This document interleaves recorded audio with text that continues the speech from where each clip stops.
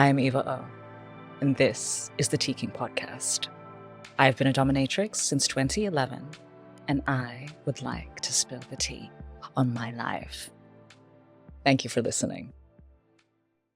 I assisted many mistresses in my first dungeon, but this one stood out.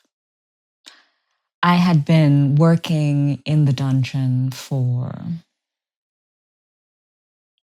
maybe 4 months, 5 months.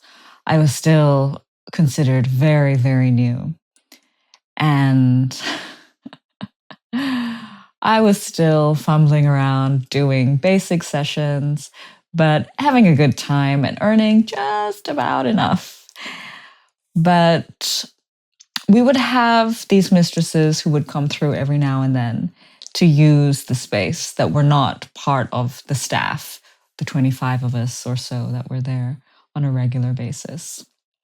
And they would usually hire the space and get in and get out, barely spend any time in the backstage area or socializing. Totally fine. It was still just a space for hire as well. But when it came to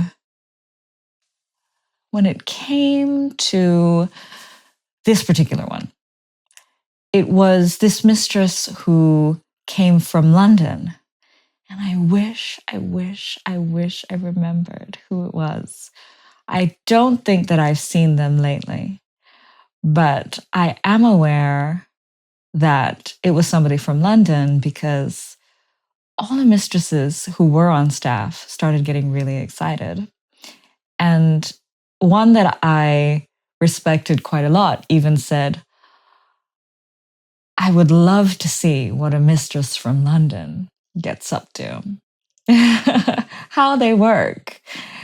And now that I've had experience in so many places, including London and back then in Sydney, I can tell you that it doesn't matter where somebody comes from. There can be an incredibly skilled person in some far-flung tiny corner of the world, and there can be an incredibly unskilled person in a very cosmopolitan, metropolitan city.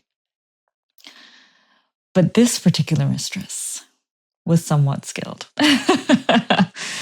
So what happened was that it wasn't your usual shtick, right? It was this person who comes in and is going to hire the space, but she actually comes to the waiting room where all the mistresses usually hang out and is very assertive in the space. Usually when strangers come in, they are not as ruthless with how they're speaking to people. But she was actually quite dismissive even in her approach. And I mean, I was the bottom rung of the ladder, so it didn't really matter to me. A lot of people spoke to me in a very dismissive way every day. But I could see that it really rubbed the receptionist and other people the wrong way. But me, just quietly, like, standing around as per usual, trying just not to be noticed too much. And she said, "Who are you?" And I thought, oh, shit. I'm on a radar. No, I do not want to be on a radar. It's like, oh, I'm Eva. It's like, oh, you work here. It's like, oh, yes. Well, like, obviously I work here. I'm hanging around here, but okay. It's like, can you session with me? I'm like, oh, I'm actually quite new. I don't know whether that would work. She said, that's fine. You're pretty. I just want something else in the room. You can come up when I call you. It's like, okay, thank you. How much? It's like, what would you like me to do? Just assist me for maybe half an hour. And I thought, okay, let me ask the receptionist. And I can't remember how much I charged. Probably not much, maybe 300 or something like this. And 60% went to me, 40% to the house. And everybody was very excited. The staff were asking me to, tell us what's happening. And of course, some looked a bit disappointed because, like, what's the newbie going to know to be able to tell? Fair enough. Because when I got in that room, there were a lot of things that I had never seen before. So there I am, waiting in the waiting room to be called by this London mistress who isn't super tall. Like, I don't remember who it is. I wish I could remember. Maybe one of you knows. She wasn't super tall, but she was very, very, like, tiny in size, like quite skinny, but very athletic. Or not very, but, you know, like, looked like you probably couldn't push her over. Like, muscle. Quite pretty, dark hair, very intense, sort of. And not an English accent. I have no idea what accent, but it wasn't an English accent. But she lived in London. Anyway, she had flown to Sydney from London, and she explained nothing until I got into the room. So that was the information I had. Just come, be useful for half an hour. I'll tell you when to get up and when to go. We get the call down at reception. Everybody's like, remember, tell us the details. We want to know. And I get called up and I walk into the room. It's the main big dungeon with super high ceilings and the red and the black and the bondage wall and the stretcher and the gear hanging everywhere. And this rug in the center of the floor, this like Persian rug that I would never, ever touch with any bare part of my skin. I don't know what that rug has been through, but it really looks like it's been through some things. But anyway, I get in and there's two men strapped to things. I'm like, first, okay, all right, so there's two. And she says, these are my slaves, like very loudly declaring. I thought she was loud downstairs, but man, she was loud in that room. Loudly declaring, these are my slaves who have come in from London with me just to have a trip together. I thought, okay, this is cool. It's like, you're really holding this room. This is fun. And the room was super bright. Normally I have things fairly dim, but it was really, really, really, really bright. And I could see everything. And what I saw on these two men, one strapped to the gyno chair and one strapped to the sling. Yeah, to the sling. And the one on the gyno chair, she kind of like walks me over to him. Like, I hope you're watching the video because I'm reenacting a little bit. Her attitude. I love it. She walks me over to the gyno chair and the man is like a bit pink in the face, like pink all over, actually, probably. Maybe English skin, really not built for Australian sun. Maybe that's what was happening. Maybe he was just losing it a little bit. The room did smell of amyl, which is amyl nitrate, which is a muscle relaxant, which gives you like a momentary sort of high. A little bit out of sorts kind of a high. And so we walk over to the gyno chair. I see this pink, like chubby man, like strapped in, not moving except for sort of like twitching his head a little bit, saying, yes, mistress to everything. And his balls are massive. I'm like, oh my God, what is wrong with this person? Oh, damn, it's me forgetting to turn off my heater again. Sorry if there was a loud noise. But anyway, and he's got these huge balls. How did I forget that was the last point that I stopped at? And I am just like, is this guy okay? Like, what's going on? Like, do I need to get him some help? They're huge. They are like the size of a small head, like a person's head. Yeah.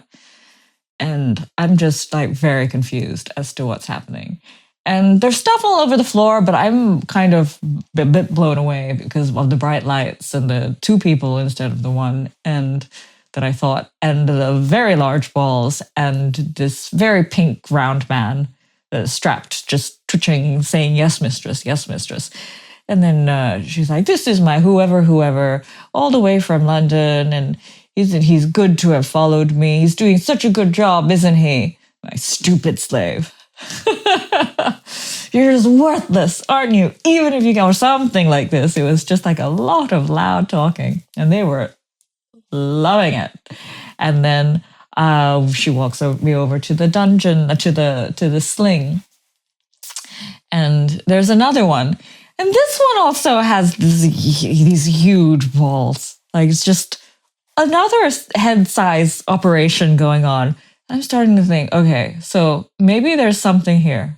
Maybe I don't have to be so worried, or do I? Or do I?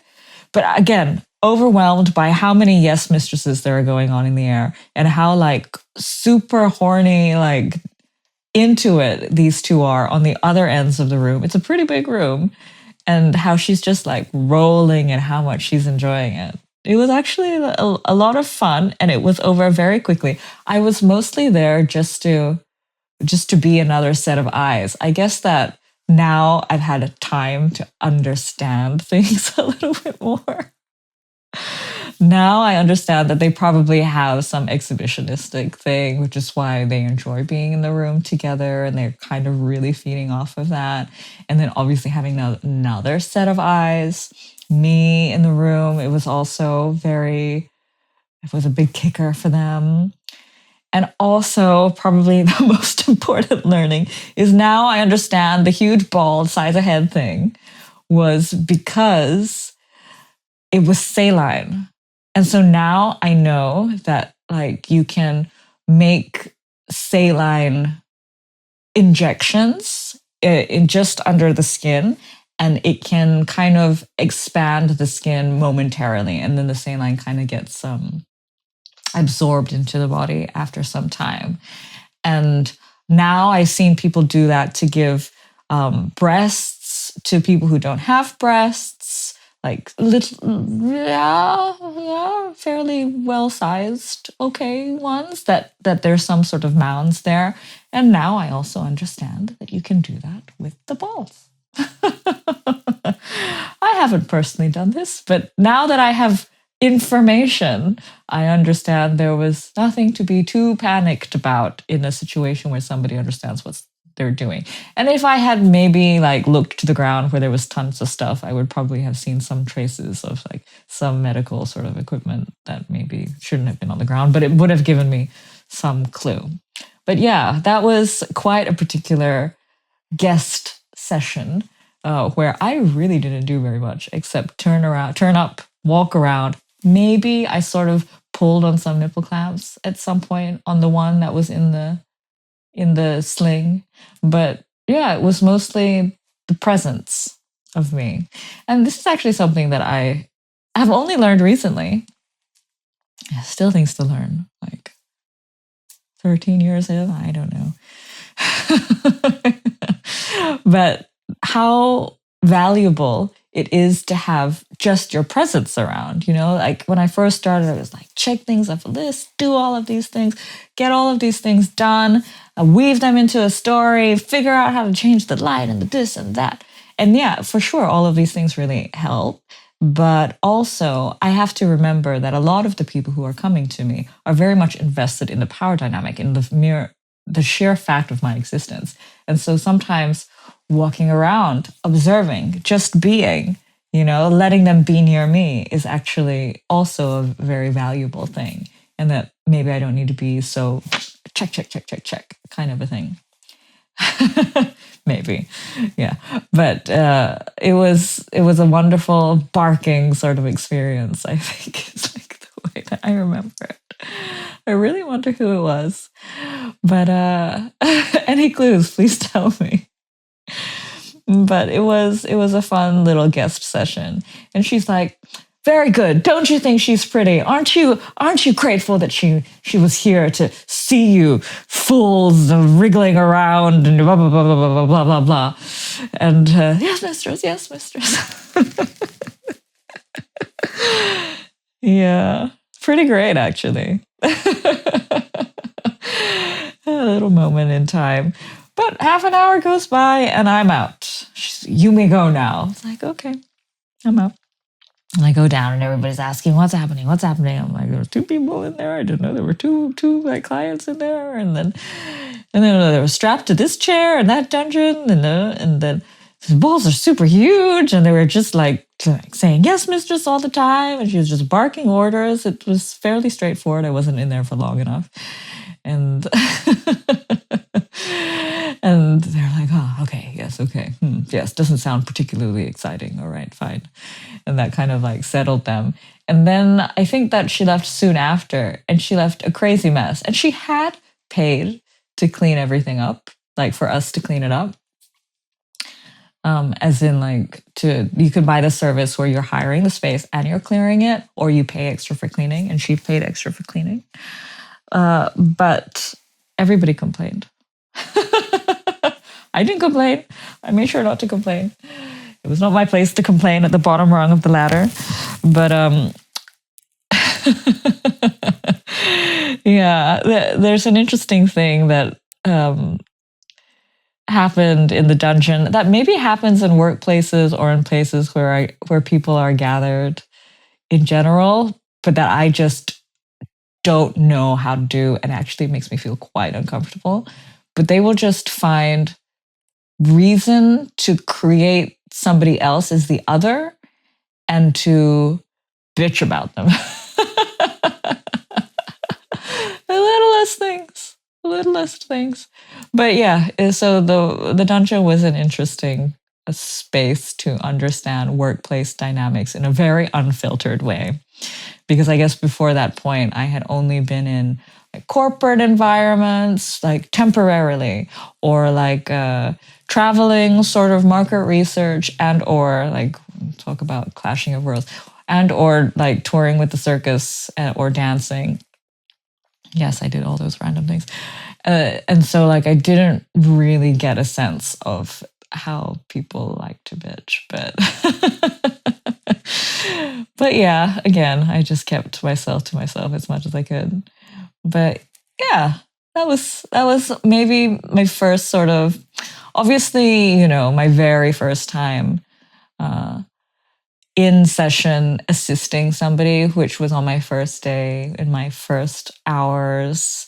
And I go into that in my origin story, my very first episode of teakink. But obviously that was extremely, like, it was very tender all in itself and also in memory to me. But this was like raucous. Maybe I should do a raucous session sometime soon, because I am definitely more of the hypnotic sort of, maybe there's rage, but it's like very like focused. And is that rage? I'm confused. Is that rage? But yeah, I think something with the lights turned right up and just screaming and shouting could be really fun. Who's going to be the target? But anyway, my sweet little guesting experience. Thank you for listening. Speak with you next time.